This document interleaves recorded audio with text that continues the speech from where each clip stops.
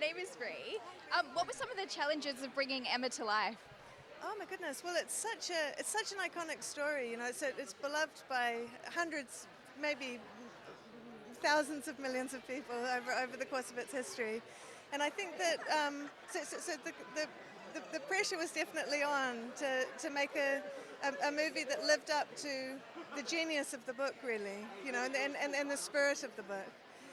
How does one go about adapting a Jane Austen novel? What are the pressures that you face with that? Well, I mean, I suppose I did it quite traditionally. I went to the book and I read it and reread it and reread it. I read a lot of Jane Austen criticism and a little bit of social history of the Regency period as well. And I also went and visited the kind of various Jane Austen museums and places where she lived around the UK. So a couple of the scenes of the film are taken directly from kind of experiences at those museums. So there's a scene, for example, where Harriet plants her face in a kind of an upturned basin of flour, which is a real game that Jane Austen herself would have played, as I discovered in one of these museums. So you do your research where you can, I suppose.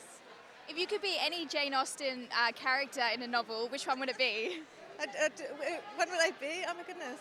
Well, actually, it might actually be Emma, just in order to end up with Mr. Knightley. But then I'd have to go through some, I don't know, I'd have to go through what Emma goes through, I suppose.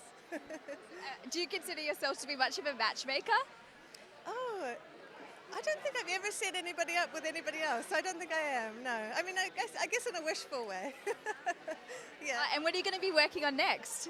Oh, well, I've got a TV series. A novel I wrote has been adapted for television. It's a 6-part miniseries, and so that's been taking up a lot of my time.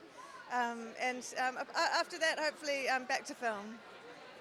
Well, thank you so much for chatting, and congratulations. Thanks so much. Thank you. Thank you so much. Cheers.